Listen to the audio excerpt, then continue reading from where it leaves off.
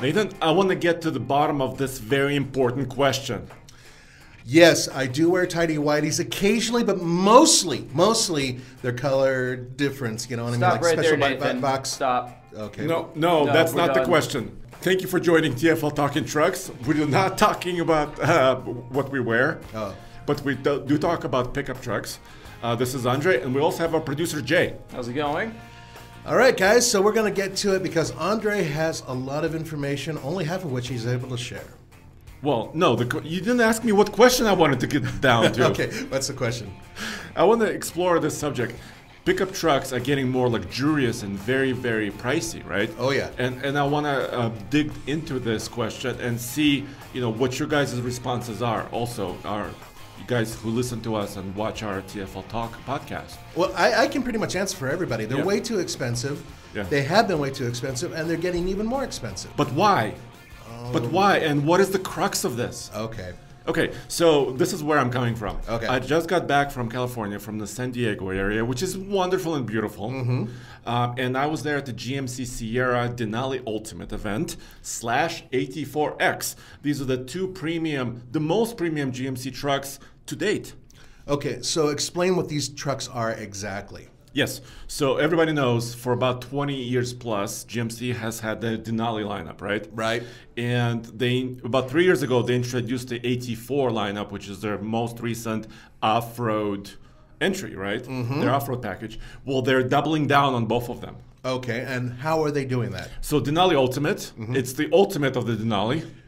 Okay, It's so like the Cadillac of GM's pickup trucks. Yeah, I think. well, they already had the Cadillac with Denali. So what is this? This is No. This is the Range Rover Cadillac. What is this? No, continue. I think Jay hit it on the nose, right? Because Cadillac used to make the Avalanche version of it, the EXT, right? Right. There was a Cadillac pickup. Right. It's no more. We don't have a Cadillac pickup right now. Okay. But this Denali Ultimate may approaching that level. Okay, how? With lots and lots of leather and wood trim. Okay, so it's got extra leather and extra wood, which sounds like it's almost hard to do because, I mean, it already had tons. And more chrome. Don't forget that. Yeah, exactly. It's fantastic. So if you guys are watching our podcast, we're going to have some images and maybe even video clips of these trucks. Of course, I'm oversimplifying here. So let's dig a little deeper because first of all, the GMC trucks have been redesigned. We're going to talk about that. Right. Also, Roman had an experience with the F-150 Lightning. He did indeed. Yeah, the all-new truck. So we can talk a little bit about that. We also have news. Yes, we do. Truck news. And also, we have your questions to answer. That's right. Patreon questions are coming at you near the end of the broadcast, I think. Yeah, and of course, we thank your support. Right, patreon.com/TFLcar is our only Patreon page for all TFL studios. Right. And so we thank your support. So let's dig into the style. So first of all, for 2022, GMC Sierra, the new versions of them get all new style. They redesigned the grille, the headlights, and it's still the C shape, right? Kind of a LED signature. But what do you think, first of all? Well, first of all, I've always thought that the GMC, at least with their pickup trucks, their design externally is, in my mind, superior to Chevrolet's. I like it's a little bit more sophisticated, and at the same time, it looks very aggressive. This is a more chiseled look, but it's still the GMC look. I gotta tell you though, something about the way the grille sits on it looks like it was put on as an afterthought. This is my own personal opinion. I see how it just sort of sits there. We're looking at a picture, by the way, for those of you who are listening, of the front end of the GMC Sierra, and it just kind of looks like it was taped on. Yeah, and part of it is actually part of the hood as well. Jay, what do you think about the way the front end looks? I like the fact they didn't go with as much chrome or literally any at all. I like the blacked out look. Yeah. It does look good, but Nathan has a point that it kind of looks like it's sort of bolted on there. But then again, that's GM for you. As a rule, they have this platform, this general design, and they can only do X amount with a truck that's also sold as the Chevrolet Silverado. Okay, so the thing is that this is the AT4X. Yes. So that's why it's all blacked out, as opposed to the other GMCs, just so you guys know, which do have a boatload of chrome all over them. So that's what makes this unique in terms of its overall design. Exactly. And then Denali Ultimate has darkened chrome. If you can believe it. You know what they called it? You know what the marketing name for that darkened chrome look? Black chrome.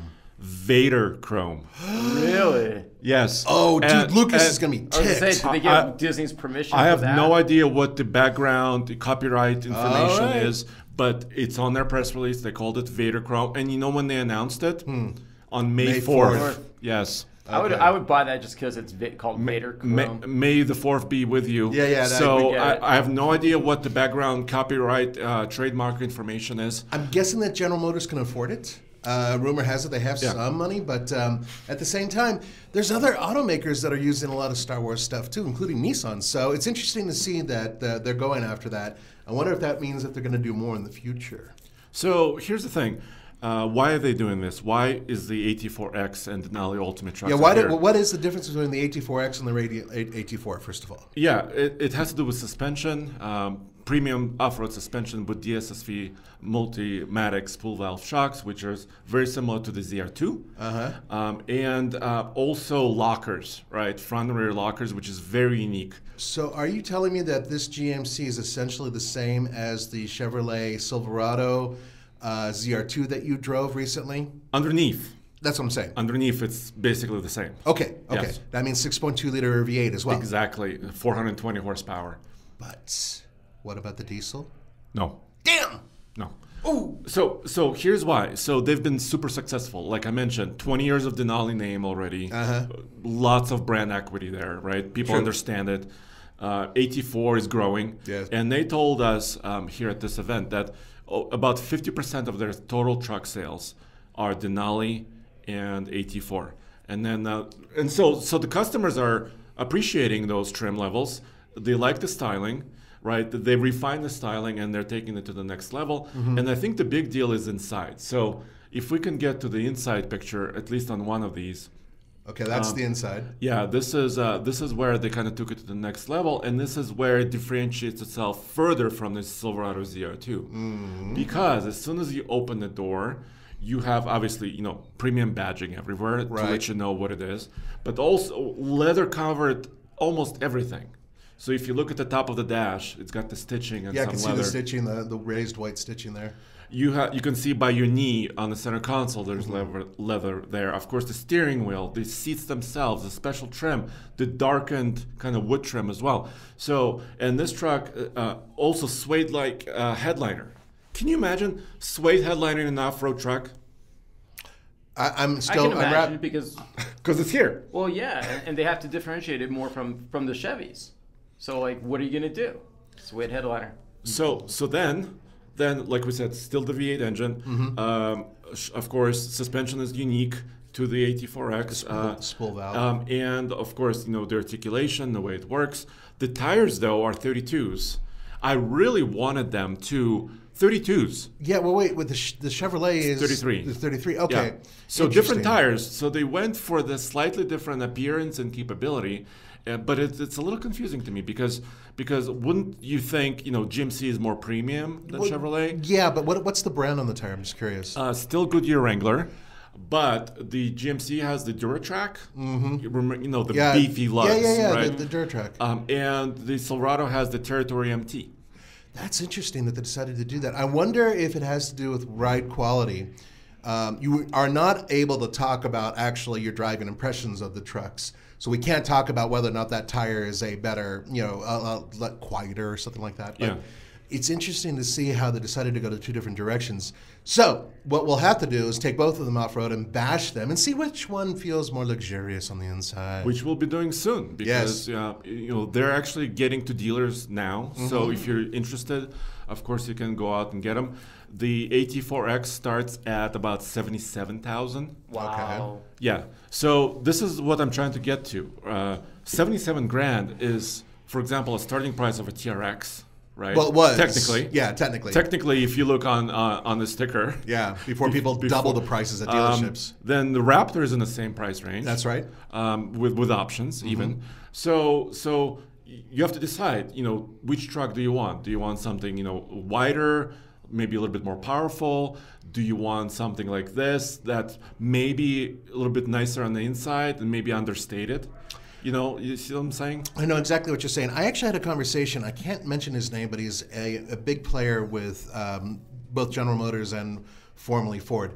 And a long time ago, we're talking 15 years ago, he warned me that premium trucks are going to be the rage, and he saw that luxury barges were going away progressively. And there's a lot of reasons behind it, one of which is people want utility, and at the same time they want the luxury. So they're stepping out of the sedan into the truck, you're right, saying. and for a while there, SUVs were really the thing. I mean, look at the Lexus, RX. Yeah. Still a huge seller. People like buying them. Why? They're comfortable and utilitarian. However, they're not as macho as a truck.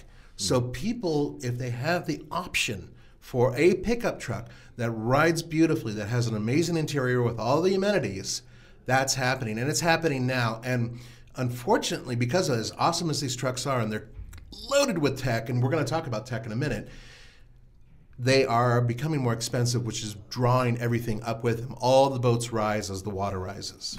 Yes, and also they introduce new technologies, like you said. Hey, Jay, can you pull up an image of the new 2023 Yukon? This is the SUV that they also announced.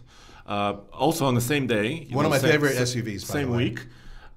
The Yukon has been, obviously the redesigned one has been around for a couple of years. And this is the 2023 Denali Ultimate. Yeah, it looks like there's some differences there. The grille definitely looks different, I'll tell you that. Do you see the Vader Chrome? Oh God, that's chrome. Yeah, that's Vader Chrome. That's the Vader Chrome, huh? Yes. I hear so it's kind of that standard, Andre?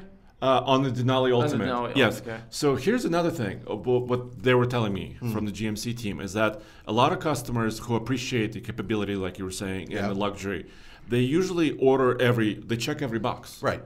So they say, I want the maximum towing capability. I want the best four-wheel drive system. I want the best, I want a heads-up display. I want a sunroof. And I want a sunroof. Yeah. I want everything. So they said, why bother with checkboxes? Order one thing, Denali Ultimate, and get everything, right? Mm-hmm. So basically, very few options. You just get a fully loaded vehicle. Is that both wheelbases, by the way? You know what? I don't know. They're showing the short one right now. Yeah, they are showing the short. That was the short one, but they didn't mention if it's long wheelbase? No, they did not say that specifically. So I think they're kind of testing the waters. Mm-hmm. Also, very unique wheel design as well. Now, this goes to another level because there is a Cadillac that competes with this. Yes.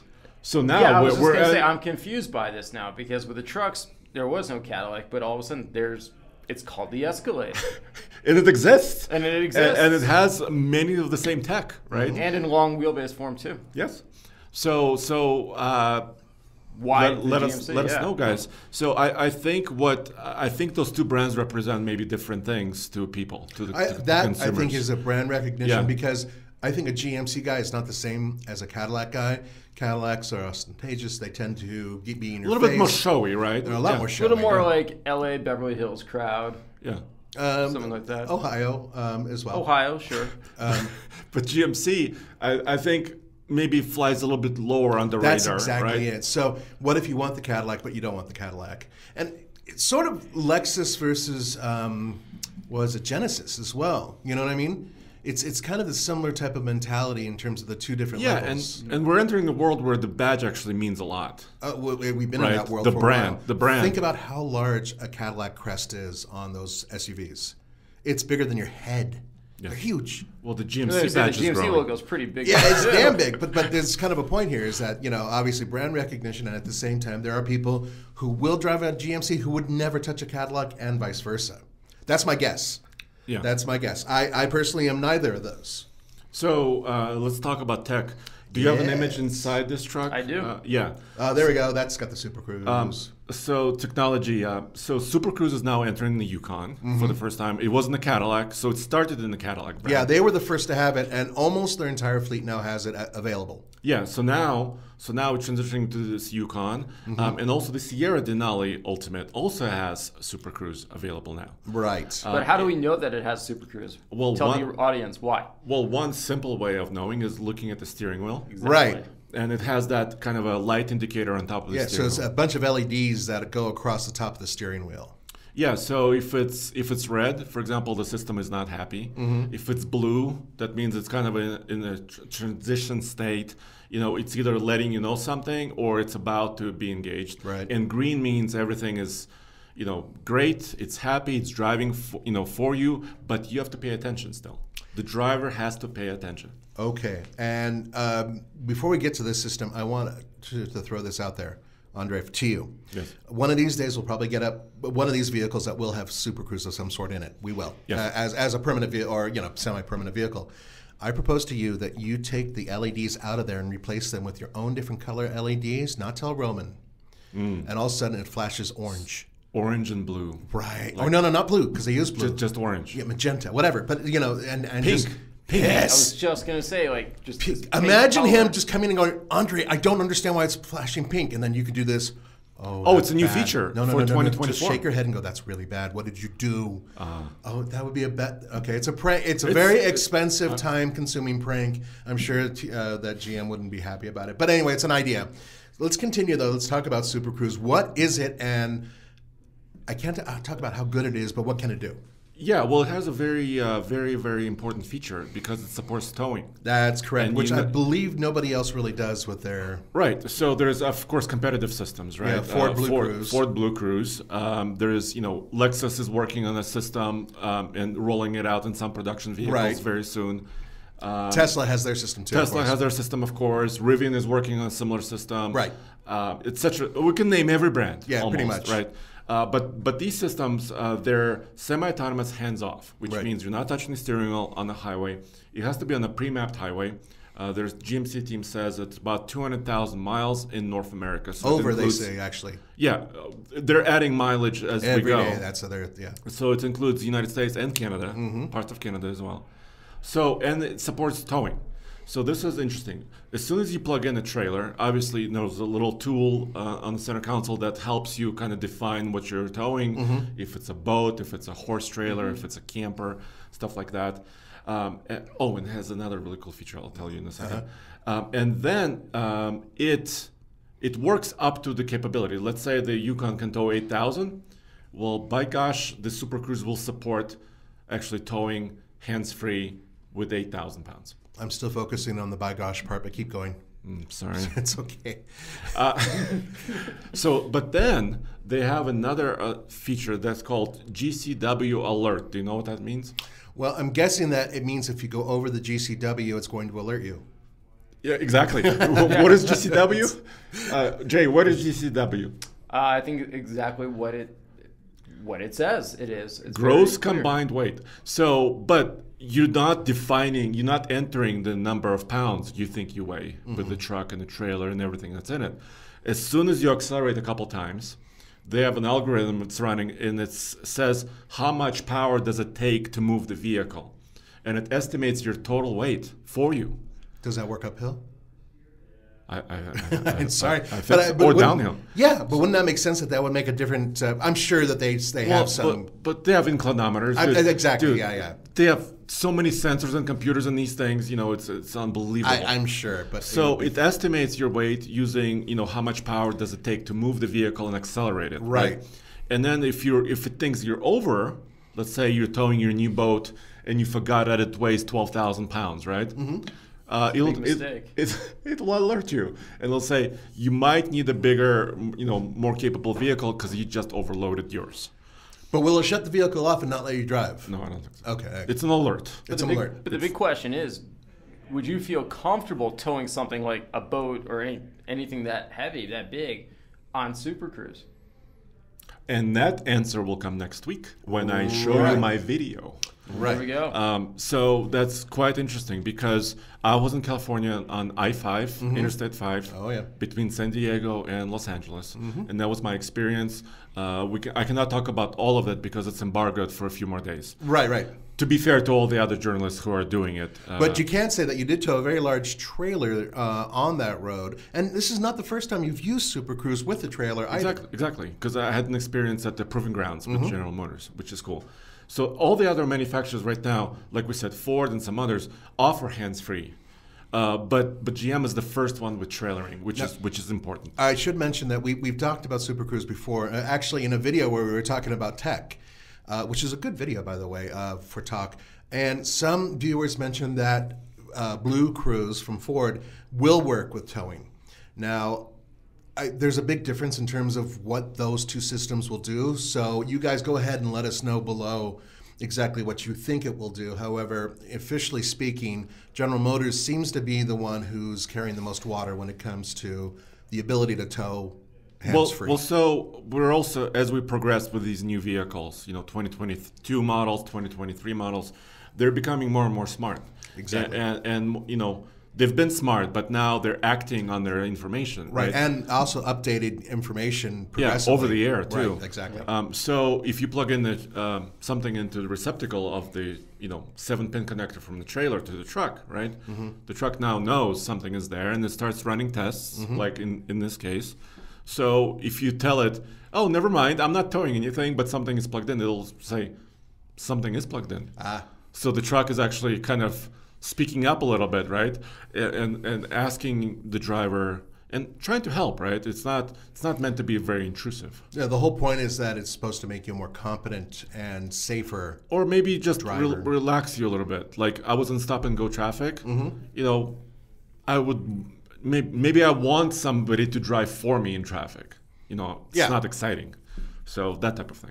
It's better than hiring somebody from the side of the road to go and jump into your vehicle while you sit in the passenger seat. Not that I'm saying to do that. Well, because you're behind the wheel of an $80,000 plus vehicle. See, and that's where the problem comes in, because then hiring somebody could be, Okay. So let's move on to what I'm looking at here, which once again brings up something that is the only issue I really have with their interior. Some of their switchgear I'm not a big fan of.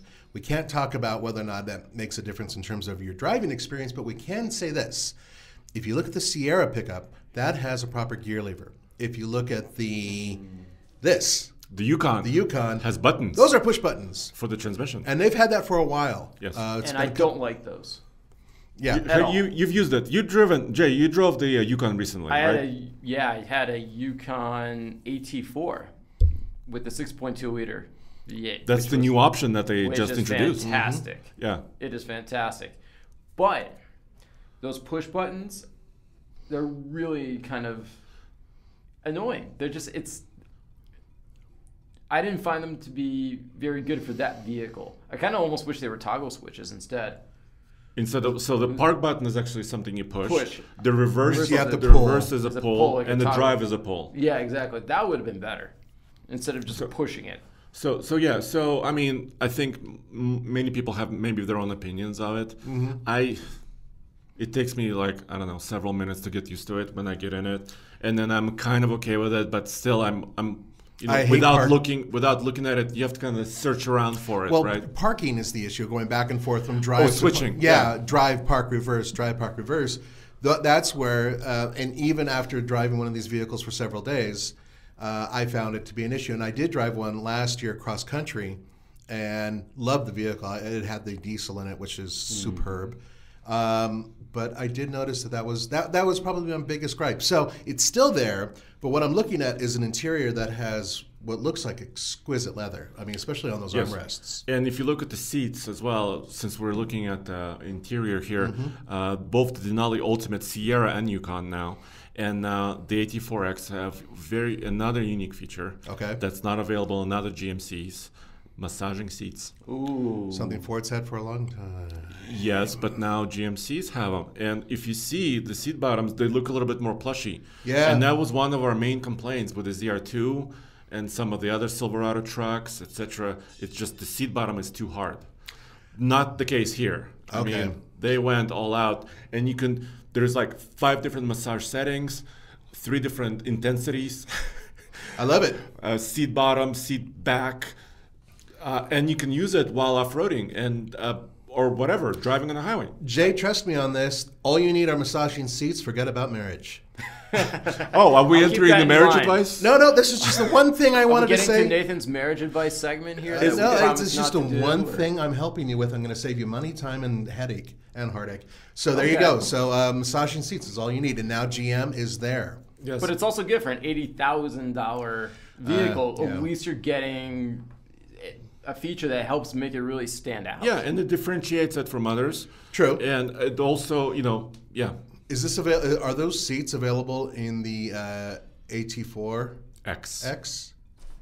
Remember, X. But stands only for- with the X, right? Not the regular. Not the regular AT4. Okay, so you got to step with, up. with the X. You step up, then you can get those seats. Nathan, you got to pay to play I gotcha. when you're entering this world. But people are going to.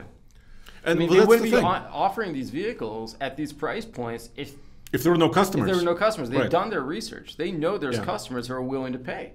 So this is kind of, where the subject of this show, of this episode is. We can talk about it on a different next episode, perhaps. Mm-hmm. We can talk about value, because I think we need to take the industry, or at least recommend, both you and I, Nathan, and Jay, you as well. We love value, I would Yeah. say. So we can talk about that. Save it for another show. How about, can we switch to the F-150 Lightning right I now? would like to, because Roman just got back from that event, and Yes. there are some videos out there already from the event, but there are also other embargoed things that can't come out yet. So there's a little bit of a mix. Yeah, so the F-150 Lightning started production officially. This is for customer consumption now. They had an okay to buy status, which means Ford approved, the company approved, actual sale of the vehicles. They're ready. They're starting to ship. We're getting more excited because we had a pre-order at Yep. TFL. We had an order for the Lightning. It looks like it's progressing. Yep. So if everything falls in place, we'll be owners of the Lightning as well. And then, so Roman experienced it. He showed us already like 3 different versions of him.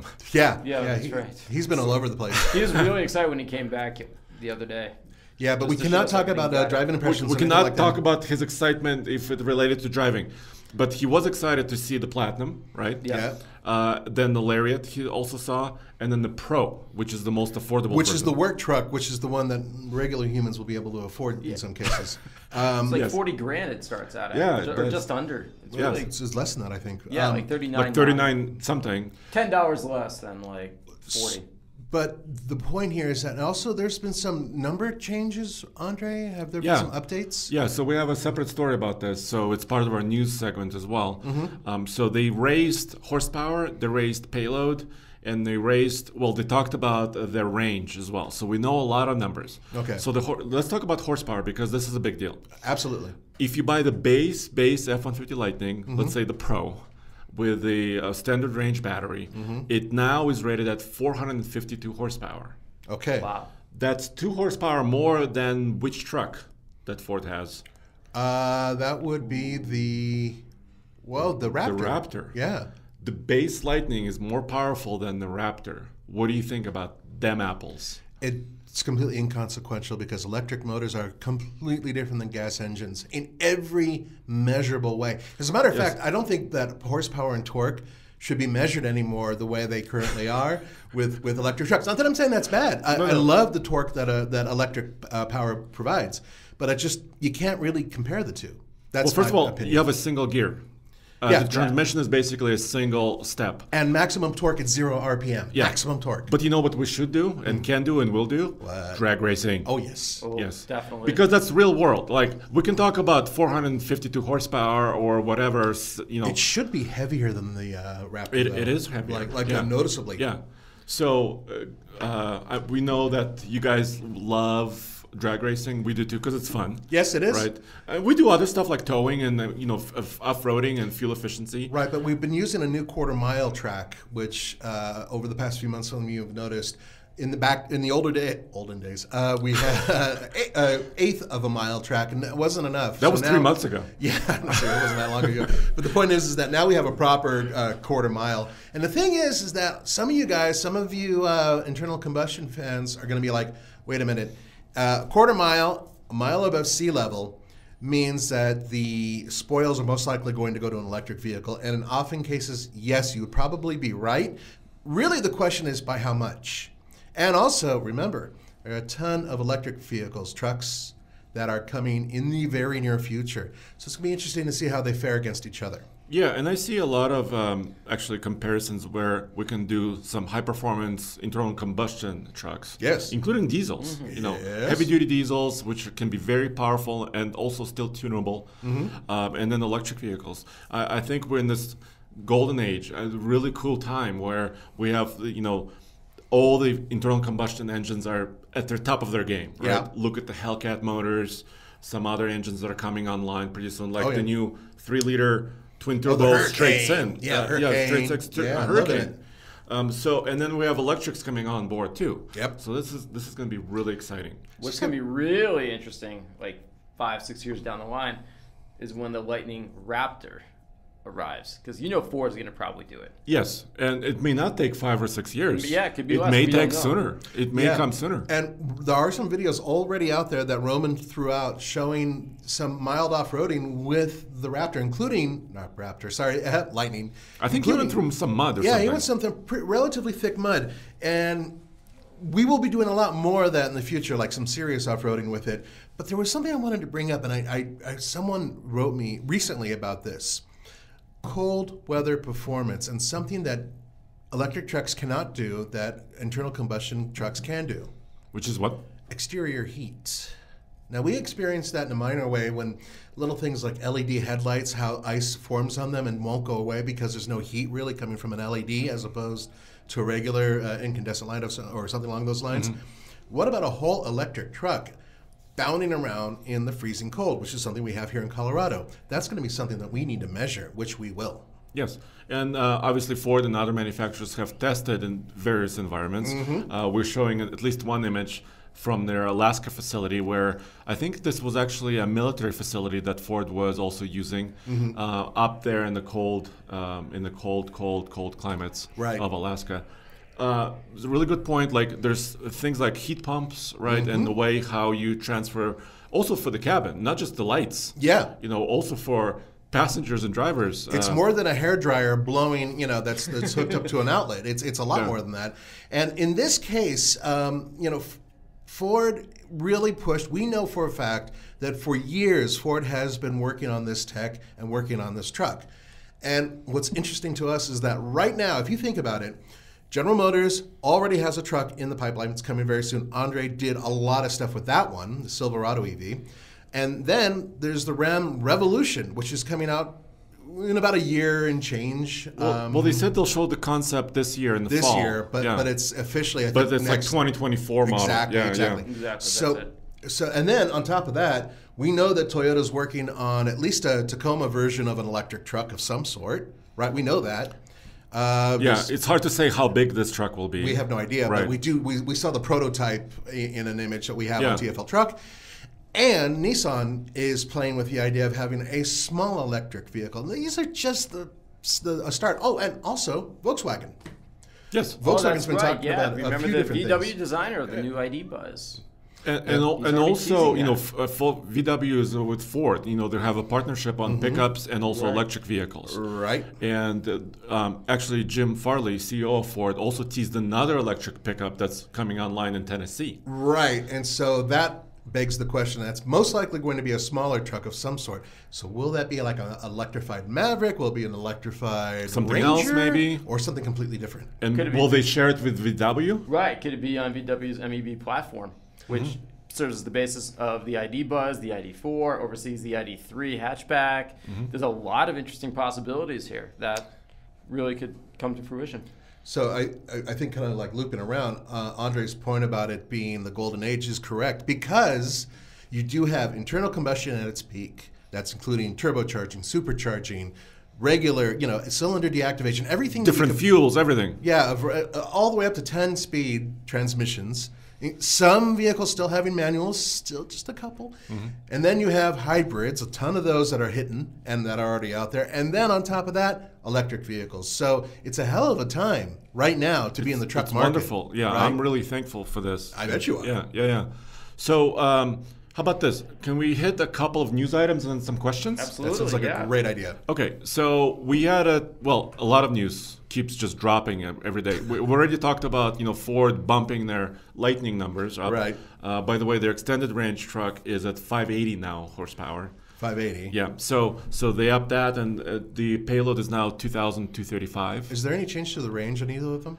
Well, the extended range is now rated at 320 miles, by the way, on the Lightning. And we'll be testing that very soon, I hope. Yes. Actually, in the real world. Because EPA can say one thing, But those are just estimates. People need to understand. Yeah. Like EPA, it's not. It's Everybody's not, driving style differs, so Yes, it's an exactly. estimate. This is what you can probably expect. But real world's different. yeah, and sometimes real world could be better. It Exactly. doesn't have to be worse. Which reminds me, Roman, and we can mention this, did some towing videos as well with this vehicle, and you'll be able to see that in the near future as well. So stay tuned for that. And more off-roading as well. That's correct. Yeah, totally. And same for the GMC Sierra, by the way. Like we said, the hands-off towing videos coming, Right. hands-free. And then also we took the AT4X into the Diablo drop-off. Have you ever been to the Diablo drop-off, Jay or Nathan? Nope. Yeah.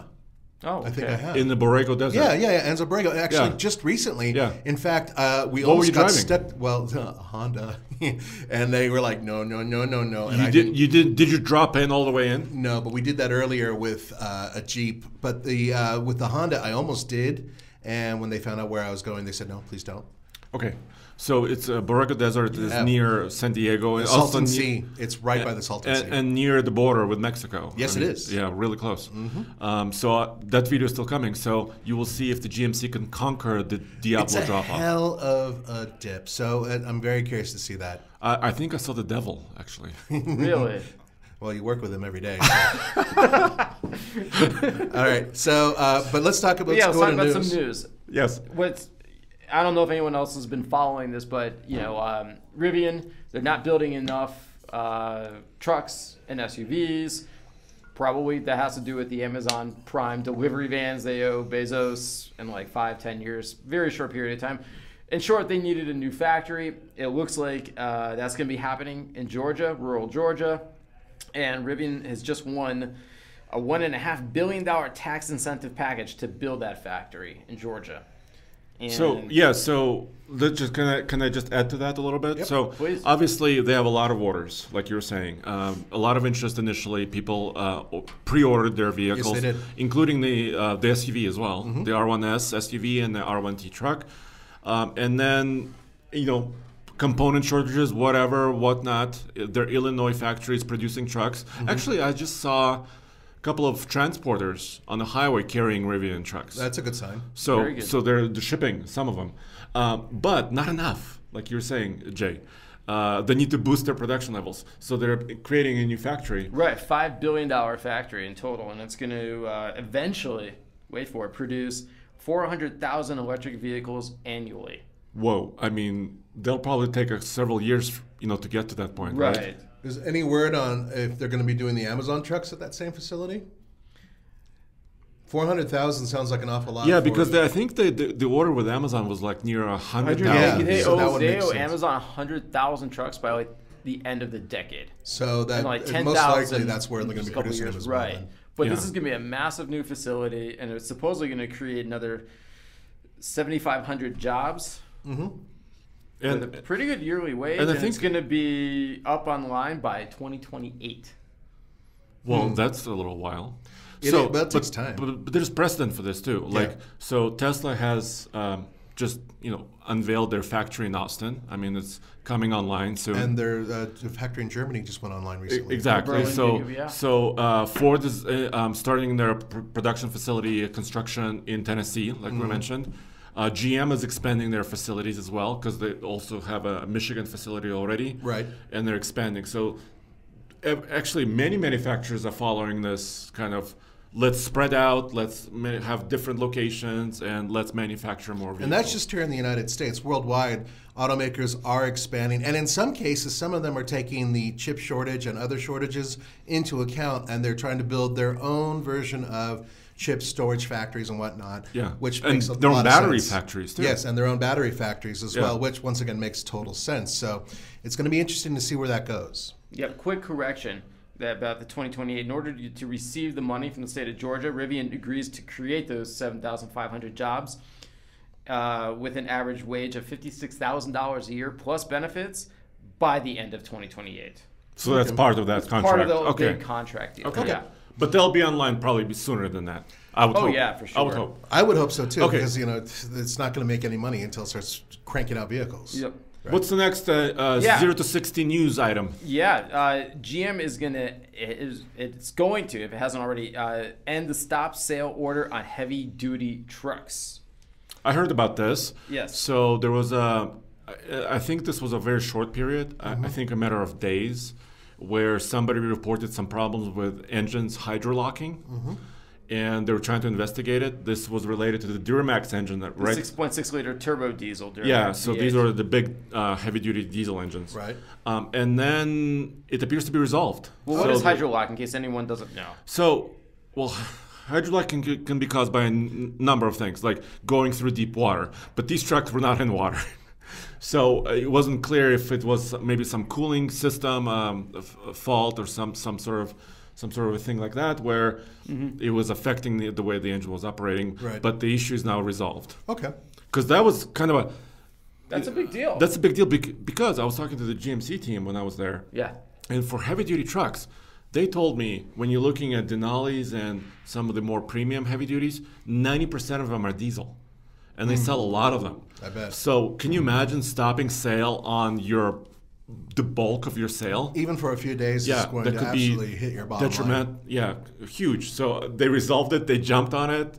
The problem was solved. That was interesting. Okay. Good for them. Next 0 to 60 Yeah. news item. Now, this one's just a little more, should we call it, humorous. A guy breaks his vertebrae after jumping a 2021 Ford F-150 Raptor. I don't think he's laughing. Yeah. I mean, we can laugh a little bit. I'm sure this guy is not at all. The footage is posted online. We can bring that up for you. So I saw a lot of different notes about this. There's a video clip. I think it's maybe on Instagram as well. Right. Maybe TikTok, where it didn't look dramatic. You know, it didn't look like he was jumping over buildings or something like that. Right. But unfortunately, random things can happen. Remember Scott Speed was in the Subaru WRX? Yes. And he was doing those trick jumps. Yeah. And something happened, and he had a vertebrae spine injury. Yeah. And it didn't look dramatic as well. So it's like it just takes 1 millimeter or something bad happens. Hitting at a certain angle at a certain speed. And there's a variety of different things. That brings me back to the first generation Ford Raptor, where guys left and right were detonating airbags and bending frames because they just kept treating them like they were full-on Baja trucks. And Ford's like, no, they're really not. Evel Knievel style. Yeah, like seriously, like major jumps. There's a great clip on YouTube where a guy jumps a Raptor first gen, and right when he lands, you can clearly see the airbag detonates. Yeah, and I don't know. Frame I think folded. people were hurt during that too. I would imagine. Yeah, and that was there's a lot of stuff hard like Lannis where people do that all the time. Yeah, and the thing is, when the third generation Raptor was actually the 2019 model, Ford during the launch event they had us jump it. But everything was prepared. It was a motocross. We were wearing helmets, Hans devices. We were fully buckled in. There was like medics standing everywhere, and we're told to go a specific speed on a specific route at a specific time. Right. So those are the types of things you gotta follow if you're gonna be safe. Well, this guy broke his vertebrae in 3 places. Okay. I hope he recovers. So he wasn't properly prepared, let's say. Like I hope maybe he should drink more milk, bro. What about that? Maybe it's his problem. Maybe it's low calcium. I don't know. See, that's the thing. We don't have all the specifics. We don't know if he decided to drive it off a tanker at some point in time before this.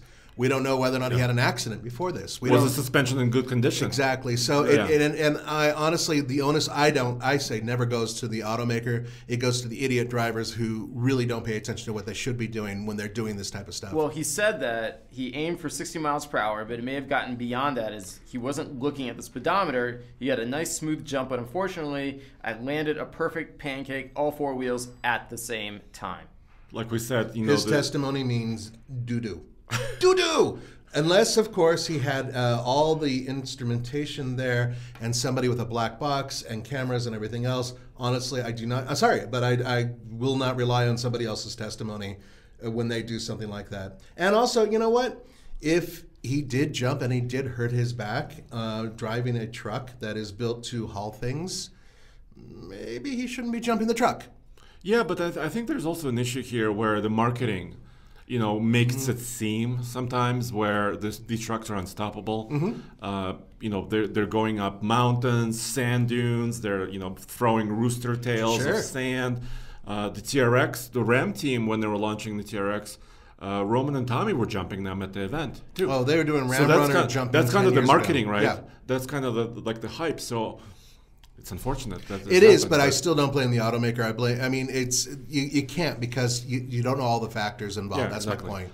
Do we have any other news items coming through? I have a couple of others really briefly, because Tommy helped us out in a big way. Oh, yeah? He covered some truck news while most of us were out of the office. Oh, yeah?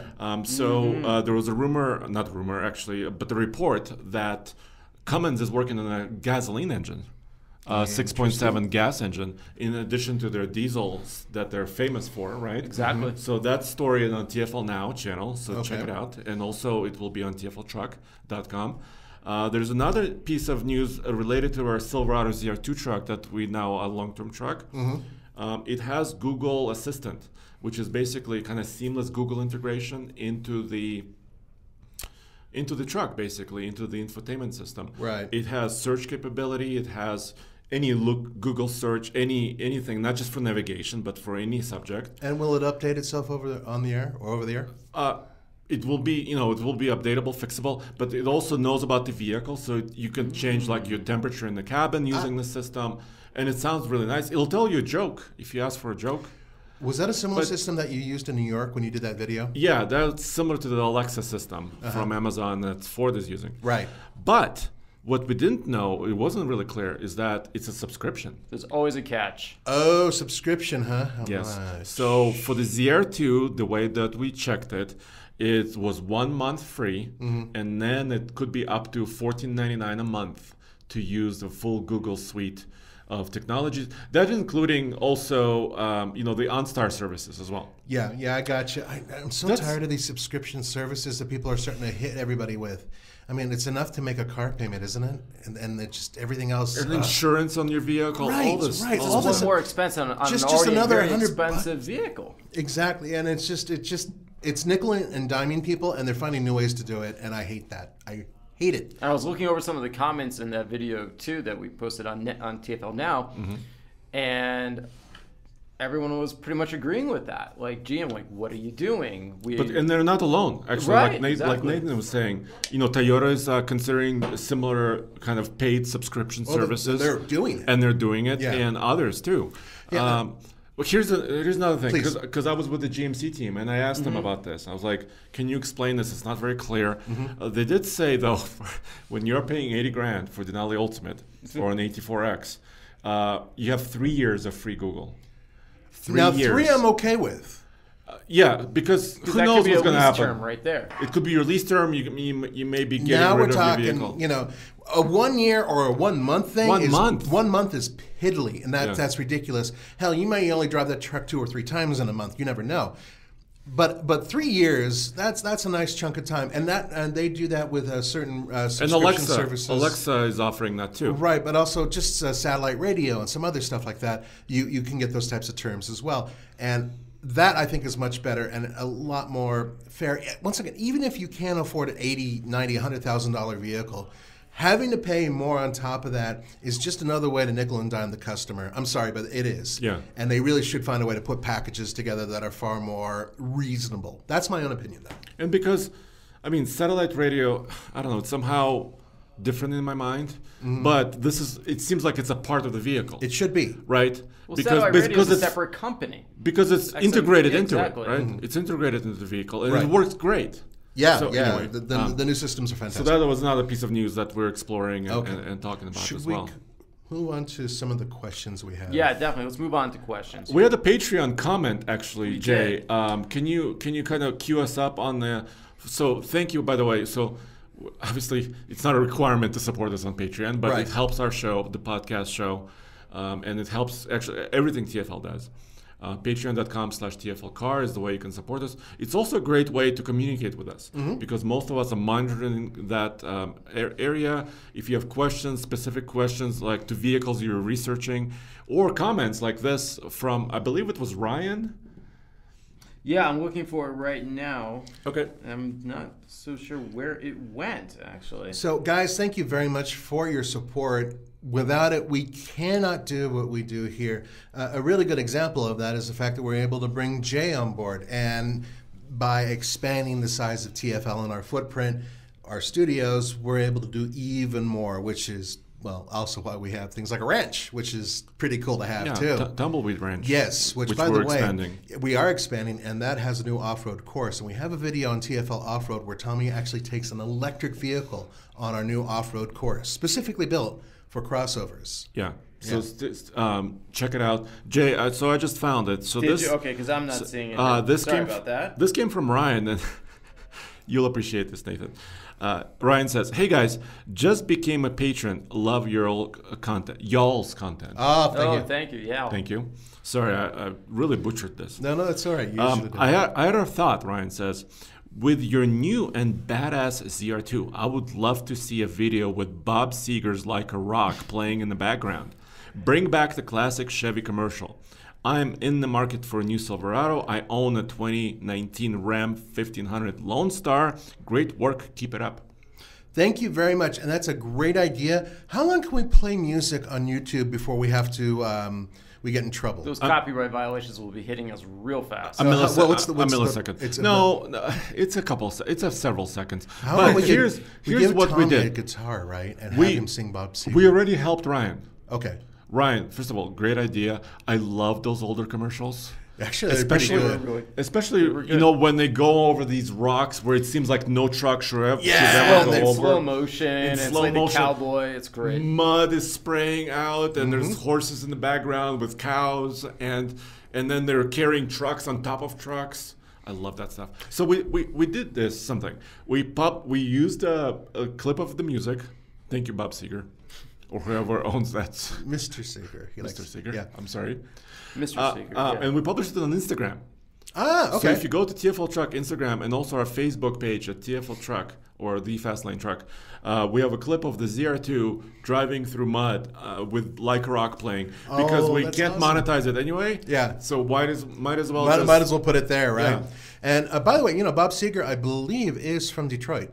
I'm serious. Oh, really? Yeah. I believe, I think he even worked on one of the lines, and he, I believe, was very cool about allowing his music to be used by GM back in the day because he wanted to help the auto industry. That's what I believe I heard on rock radio because that's all I listened to.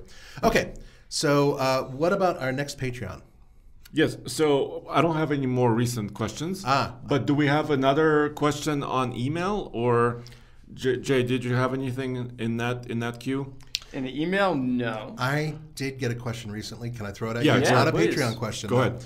And the question simply is asking about Rivian and whether or not the SUV version of the Rivian, which I believe you've seen in person, haven't you? Yes, I did. So I saw the prototype. Actually, there was a Denver event a couple years ago. Right. I saw it. I climbed into it. Third row seat, right? Yes. Okay. Small. It is kind of on the small side. Rivian is not as big, and this person thinks there is the size of a Tahoe. I don't think so.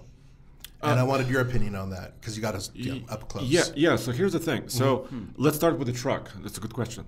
The R1T is between a Tacoma and an F-150. So it's not as big as an F-150 crew cab. It's a little bit bigger than a Tacoma. So it's like a Dakota. It's kind of a Dakota or a Tundra from 20 years ago. Okay.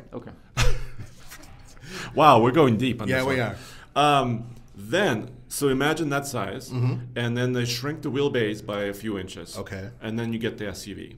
So the SUV wheelbase is a little bit shorter, actually. So it's shorter than the truck.